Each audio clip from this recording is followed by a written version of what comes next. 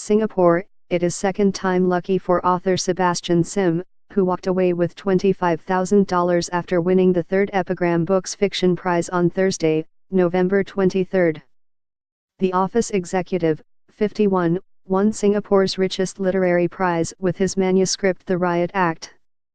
He was a finalist for the inaugural prize in 2015 for comic novel Let's Give It Up for Gimme Lau, but lost to Oh Thiam Chin's Now That It's Over.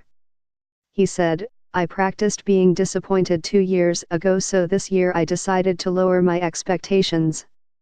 This has been a big surprise and I can't stop smiling."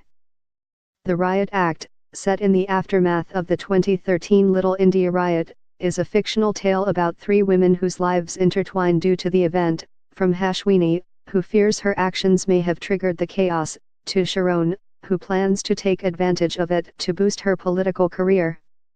Described as a fast-paced romp, it follows in the same comic vein as Gimme Lau and looks at the way the truth was distorted and reworked to fit different agendas in the wake of the riot. A theme Sim wanted to explore was how difficult it is to maintain one's integrity and practice honesty when circumstances promise to reward you if you will just bend your principles a little. Sim, who published 3 wuxia, martial arts, novels in Chinese between 2004 and 2012, has also worked as a bartender, a prison officer and a croupier. The prize, which is for unpublished English-language novels, was announced at an award ceremony and gala dinner held at the Conrad Centennial Singapore Hotel. It is open to Singapore citizens, permanent residents and Singapore-born authors and is sponsored this year by the Lee Foundation and Mapletree Investments. 47 submissions were received this year. The judges for this year's prize are Epigram founder Edmund Wee, Singapore Literature Prize-winning poet Cyril Wong, National University of Singapore Associate Professor Barbara Ryan and Ms. Pamela Ho, editor of the A-List, a monthly arts and culture magazine published by the National Arts Council. Wong said the decision was not unanimous and had taken many hours, but that each manuscript had its more than memorable moments.